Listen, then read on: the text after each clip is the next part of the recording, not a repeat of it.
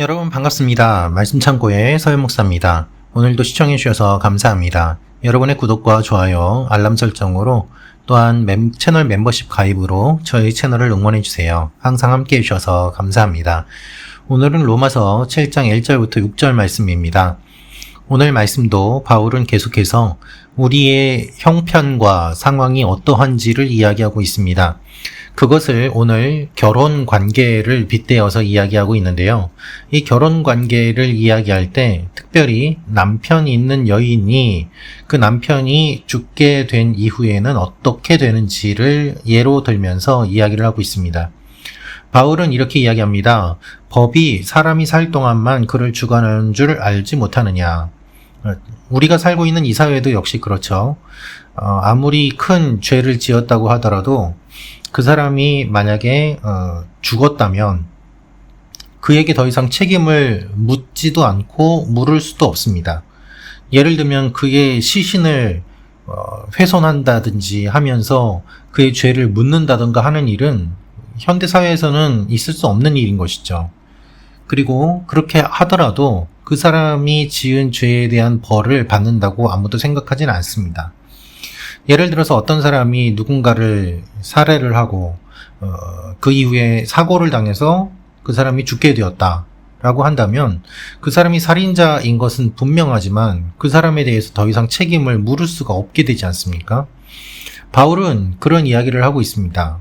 죽었다는 것이 그런 의미다라는 것입니다. 그래서 그 법이 있어도 살아있는 동안에만 그 사람에게 책임을 물을 수 있고 그 사람에게 적용이 되는 것이지 그 사람이 죽은 이후에는 적용을 할 수 없지 않느냐라고 이야기를 하면서 남편이 있는 여인이 어떻게 지내게 되는지를 이야기하는 것이죠. 남편이 살아있을 때에는 법적으로 부부관계입니다. 이것은 당연하죠. 그런데 남편이 죽게 되면 이 남편의 법에서 벗어나서 다른 사람에게 시집을 가더라도 음행을 했다던가 불륜이라던가 이렇게 이야기하는 사람은 아무도 없다는 것입니다. 그래서 음녀가 되지 않는다라고 이야기를 합니다. 당시에는 여성 혼자서 사회적으로 생활을 하기가 어려웠기 때문에 반드시 결혼을 하고 남편이 있어야만 하였습니다.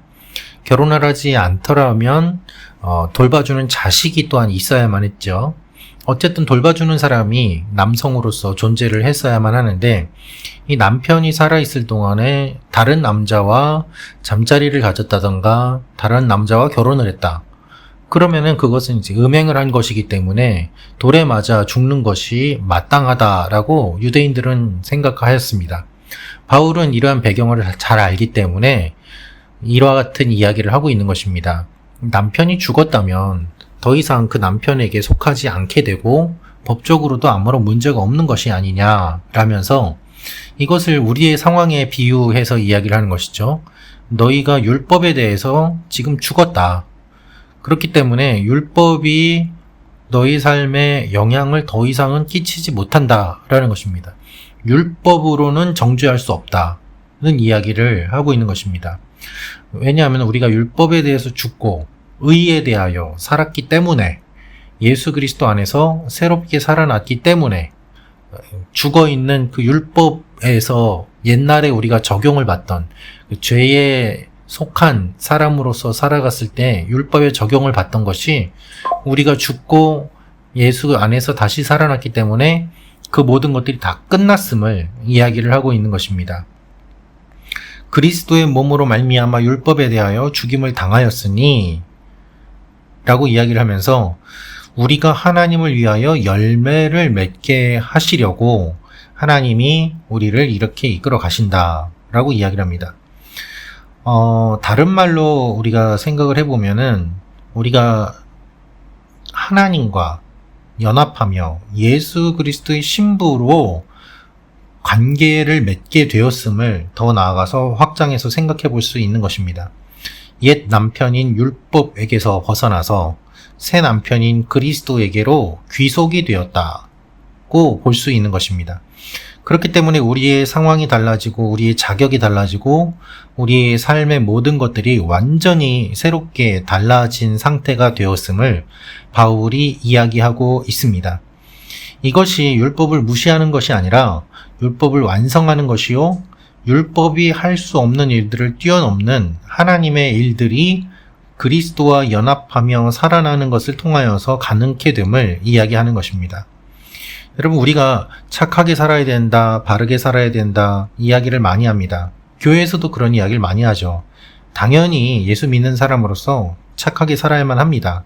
바르게 살아야 됩니다. 선한 영향력을 끼쳐야 됩니다. 그러나 우리는 또한 잘 알고 있습니다. 이것을 알고 있지만 우리 힘으로는 할 수 없다는 것입니다. 왜 못합니까? 왜 안 됩니까? 첫째는 안 하려고 하기 때문이고, 두 번째로는 우리의 본질이 변화했음을 잘 생각하지 않기 때문입니다.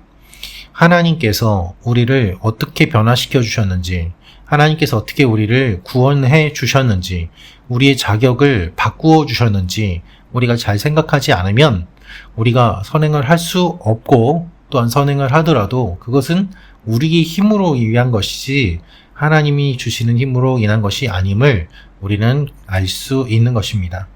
사랑하는 말씀 창고 가족 여러분, 기억하십시오.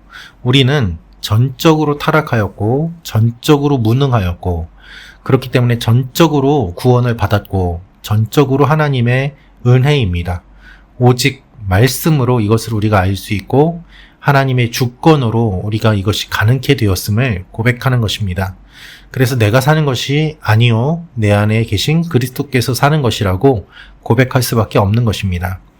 우리가 넘어지기도 하고 죄도 짓고 잘못된 일을 하기도 합니다. 그래서 날마다 하나님 앞에 무릎을 꿇고 성령님의 인도하심을 구하며 우리의 무뎌진 양심이 다시 한번 회복되도록 깨어서 기도할 필요가 있는 것입니다. 사랑하는 말씀 창고 가족 여러분, 기억하십시오. 여러분은 그리스도의 신부입니다. 여러분은 하나님의 자녀입니다. 죄의 노예가 아닙니다. 죄 짓는 것이 어색해야 되고, 욕하는 것이 어색해야 되고, 남을 미워하는 것이 어색해야 되고, 사람을 사랑하고 칭찬하고 세워주고 섬기고 품어주고 안아주는 것이 당연하고 자연스러운 반응으로 나오는 것, 그것이 거듭난 삶인 것입니다. 오늘도 이와 같은 삶을 살아가는 여러분과 제가 되기를 주님의 이름으로 축원합니다. 기도하겠습니다. 아버지 하나님, 우리의 존재의 변화를 기억하며 하나님과 동행하며 나아가는 우리 말씀 창고 가족 여러분 모두가 되게 하여 주옵소서. 예수님의 이름으로 기도합니다. 아멘.